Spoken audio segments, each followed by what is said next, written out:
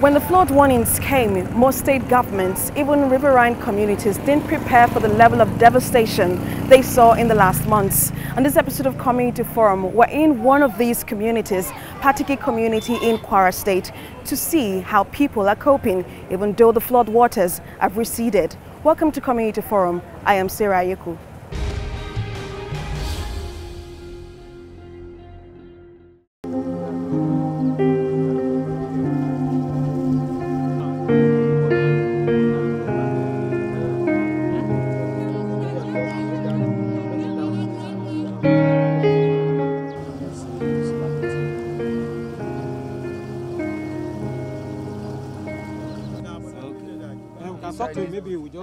For riverine communities in Nigeria, the last 2 months have been filled with pain and loss, described as the most devastating flood experience in Nigeria because of its reach and devastating effect on lives and livelihood.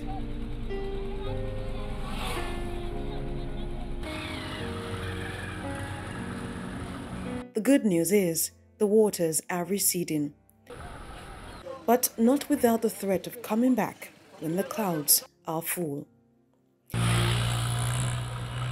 It's a 4-hour drive from Ilorin to Patigi, a riverine community in Kwara State. The journey to this ancient town is difficult because of the bad roads. This consequently shuts communities under this local government out from any kind of development. The 180-kilometer journey is torturous for commuters, especially first-timers. Driving for miles on untarred roads, few cars will brave the roads are in a hurry to get to the next town, knowing that they are close to safe areas in the Kwara North Senatorial District. This is the only road that connects Patigi people to the rest of the world, and it is almost unmotorable. Herds of cattle and cars jostle to use the road, each herd giving way for the other.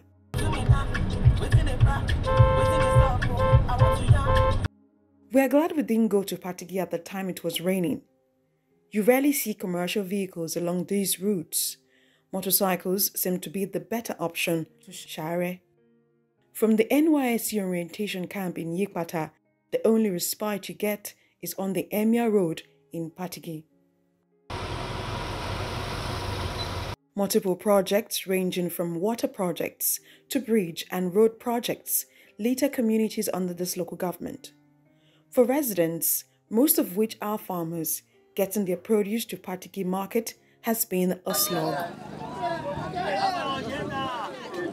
While state governments and ministries work on a comprehensive plan of action for preventing flood disaster in Nigeria, communities along the rivers Niger and Benue are counting their losses, picking the pieces of their belongings left by the floods and waiting for dry season farming. Perhaps the yield this year will make up for the loss caused by the flood. A 2-minute drive from Etsu Patigi's palace to the center of the town shows the devastation is closer to home than expected. Well, government usually comes to our aid to assist us with the relief material for that time. But that is not the solution we want. There's an increase in poverty all year round because the common man always rely on his farm or to feed his family or go to the fishing to get what to take to feed his family. But this current issue of this flooding annually disrupts the life standard of people. We've been engaging government in every sector to see how they can come to our aid. But we want a solution that could be a permanent solution to this problem.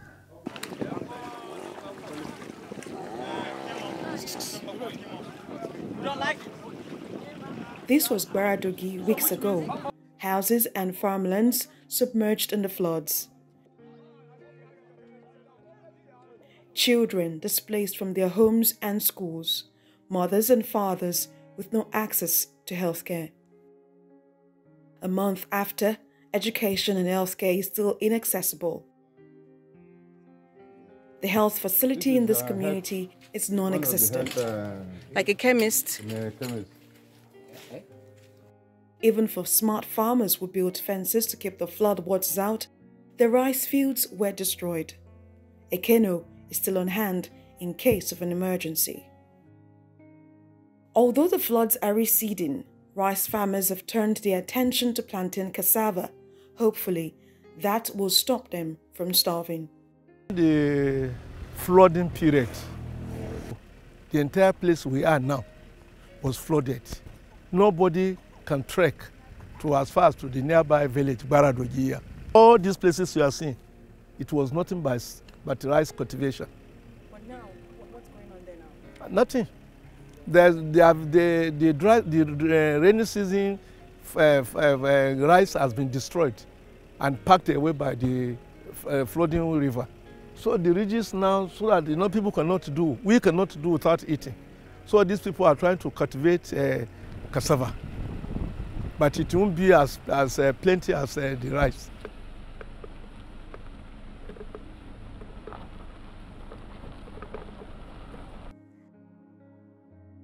The flood residue is still evident, whispering in our ears the level of devastation people faced in August 2022.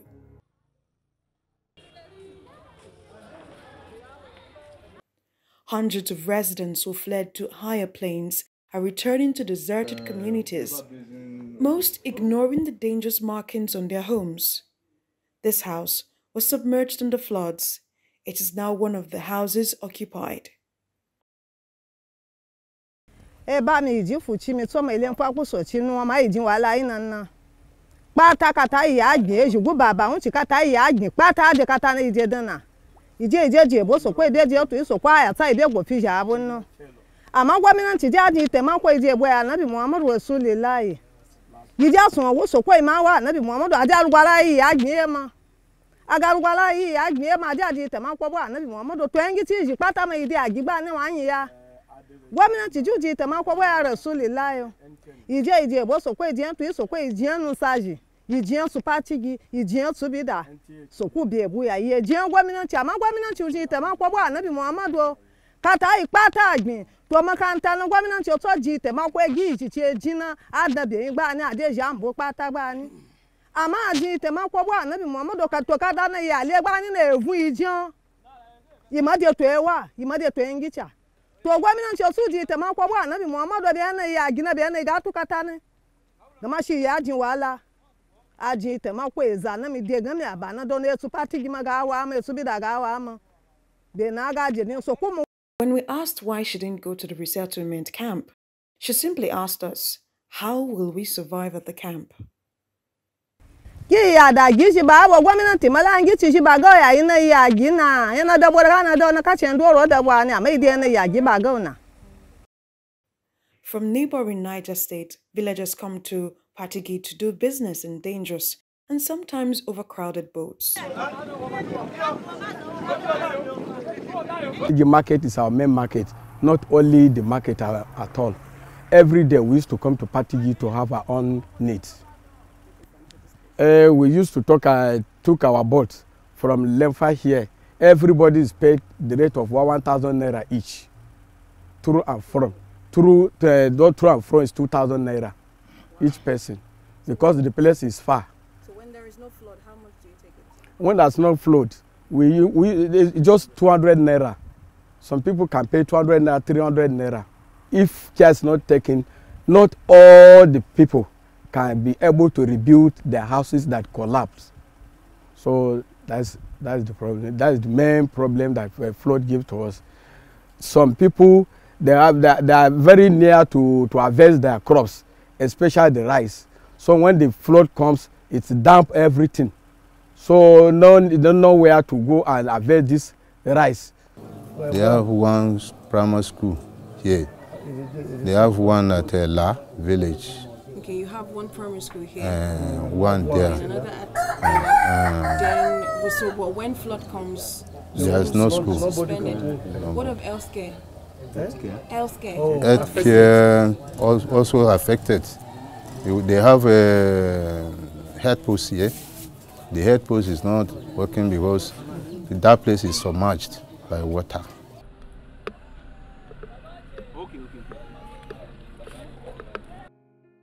Just before we got on one of the boats, we went round Baradogi.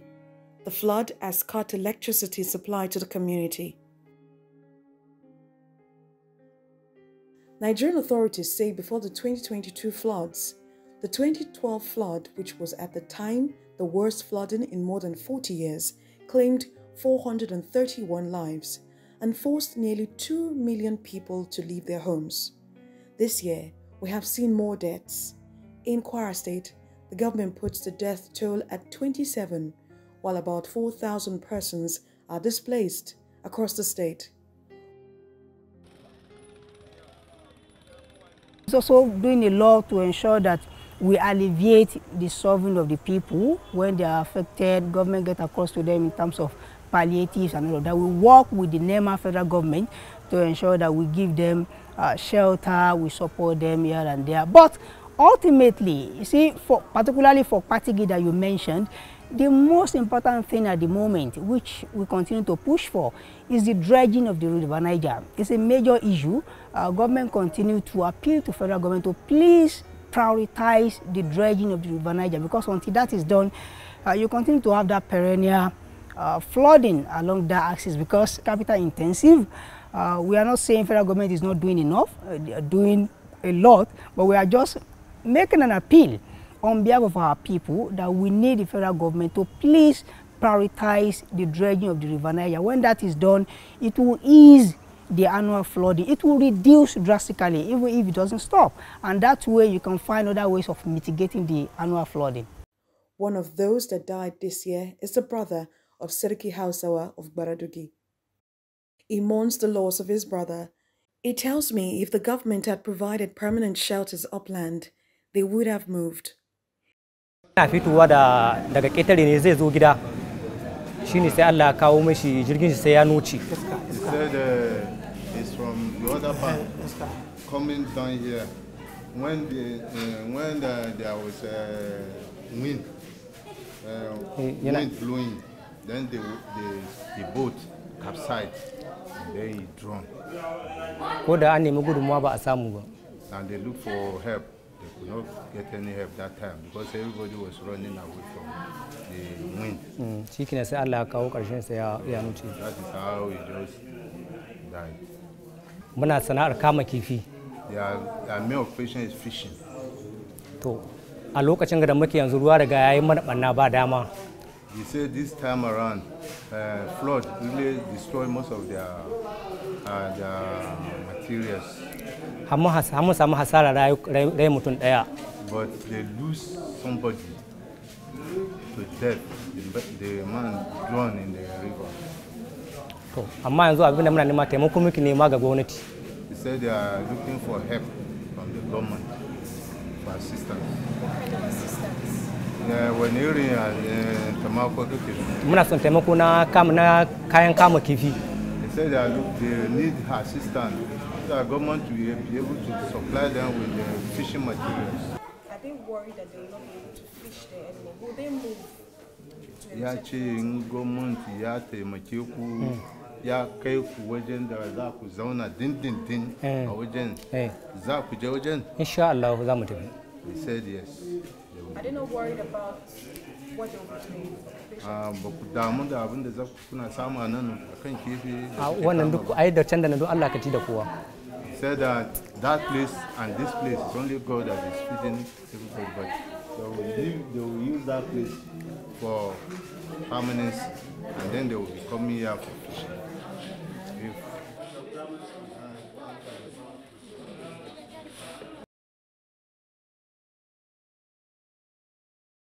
It's time for the day's meal, and the children are gathering around the makeshift kitchen. Having not much of a choice, they are waiting patiently to get a share of whatever is in the port. This is the life they have to live since they are resettling back into the community, and they can only hope for better days.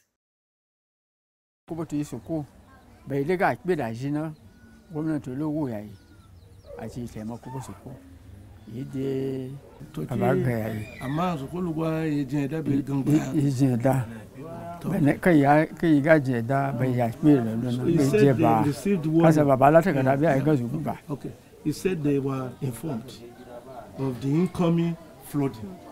But even he says Rohannes to Patigi gave them paper twice, warning them of the coming of the flood. But today, even if they said they should move, why are they moving to? Not that they were not prepared to obey Emia's directive, but why are they moving to? They have nowhere to move to, and that is why many of them stayed. And many who went now, they went because they have some minor relations over there. So what the Sadhu, the head, is saying is that what they want principally now is that you give them sight.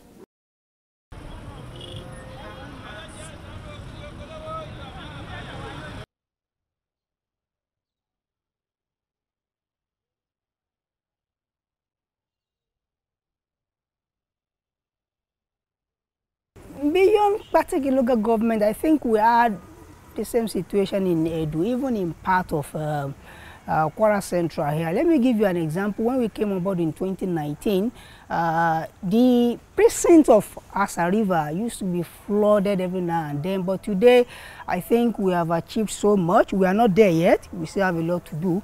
Now, when you look at the challenge of flood, one, you can say it's a natural phenomenon. That's one. Secondly, there is also the human factor, the human angle to it. People building houses on waterways and all of those things. These are the major challenges. We continue to enlighten our people to ensure that when you are building, you get the right approval from relevant government agencies to ensure that you do not have your houses on the waterway, because when you put your house on the waterway, water will fight back, and when it does, it affects several people. So we continue to enlighten members of the public to ensure that when you want to put anything anywhere, come to the government agency. They will enlighten you, they will educate you, they will give you the right approval to determine where you want to put a particular structure. That's one. For those who have been affected, maybe because of the climate change and all of that, we also continue to tell them, hey, we have to relocate. This is not a phenomenon that is limited to Nigeria or Kwara alone. It's a worldwide phenomenon. And you see government across the world telling their people, hey, you have to relocate from somewhere and all of that. Now, there are issues that are a bit traditional, and one has to be very careful. Some people believe that some places are their ancestral lands and they cannot leave the place. For those people, you can only continue to appeal to them to see beyond such issues, because first and foremost, you have to exist. You have to live first before claiming your ancestral land. So we will continue to appeal to our people, and I think government and the traditional institutions are doing a lot of work in that regard. Government is also doing a lot to ensure that we alleviate the suffering of the people when they are affected. Government get across to them in terms of palliatives and all of that. We work with the NEMA federal government to ensure that we give them shelter, we support them here and there. But ultimately, you see, particularly for Patigi that you mentioned, the most important thing at the moment, which we continue to push for, is the dredging of the River Niger. It's a major issue. Government continue to appeal to federal government to please prioritize the dredging of the River Niger.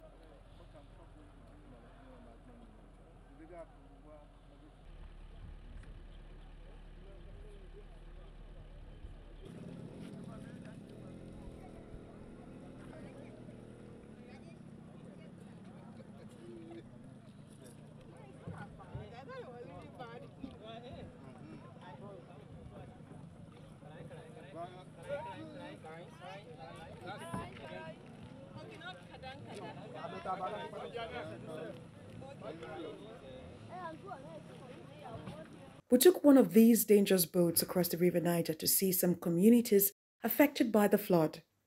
With thoughts of the many boats that have capsized and the people that died as a result of these rickety boats. With no life jackets available on the boat, we took the risky 20-minute ride with the chopper of Ila to see what's left of communities across the river. This boat has 3 sailors.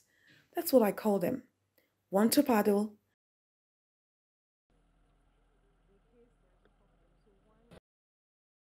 another to manage a roaring engine, then a boat boy to scoop water from the rickety boat.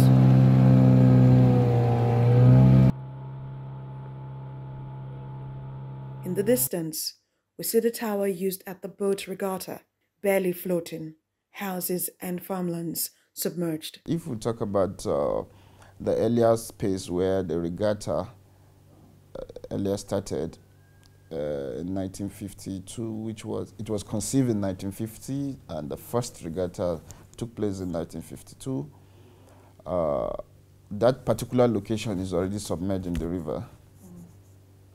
It's not longer available there. So, but we use the remaining place that are available. But due to the constant flooding, it takes away the remaining land around, driving the host community, that is Badugi community, driving them around, pushing them backwards. Well, we even have a multi-million naira project of water, federal government projects there too. Currently, it's submerged into the river. Along the river Niger? Yes, it's already, the current flood has already submerged the project into the water. Yes. So, and you can see that it's really life-threatening, since a huge project of the huge project like that could be submerged, and that of the boats. Usually, the festivals are not organized during the rainy seasons. They are always organized during the dry seasons, where we could have a little space at the upland, and the water are still there at the river, and people could do their display of their cultural activities there. So I don't think it really affects the activities of the regatta events. Houses previously submerged by the water are beginning to emerge from the flood, but things may never be the same. The struggle for what to eat bites harder daily.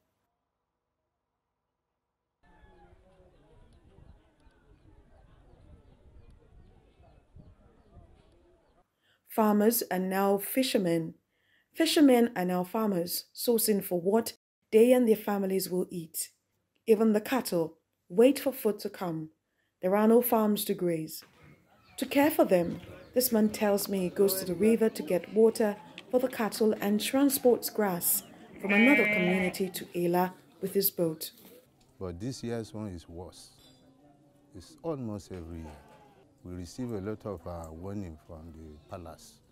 But where do we locate? Even if we intend to move, where do we stay? There's nowhere to locate to. So the assistance is highly needed from the federal government, state government, for our relocation.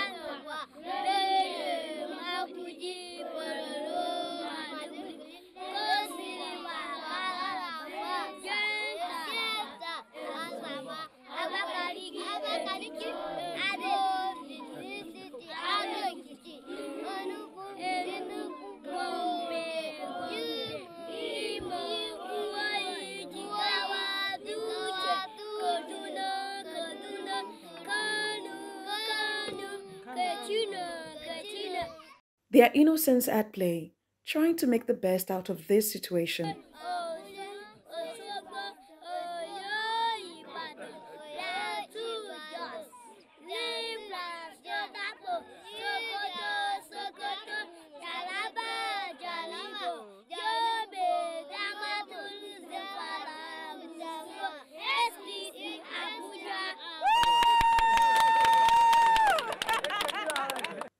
The children are longing for normalcy to return. If there is a disease outbreak, there is no standard health center or medical officer that can attend to the people. They have a room in this building that is being used to attend to patients by a doctor from another village. To the flooding, we don't have health care attendants here because most of the healthcare people, they are afraid of entering Kano to this place. So we are virtually left out from healthcare. And then this flood comes with a lot of diseases, like this diarrhea, like cholera. We don't have very clean water to drink during the flooding. We have typhoid, which some of us have to run to the town for attendance. So we still need the help of the government also. Even this place, they can establish health care services here because when they come back, like they are coming back now, they will be able to be attending to these people. So this is our plight. We want the government to assist us in this way. With no potable water, the women and children all gather at the river, their only source of water, taking some to wash, bathe, and even cook.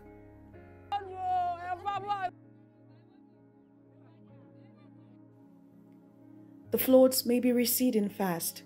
It, however, leaves behind the memories of pain and loss that courtesy visits and insufficient palliatives can't erase.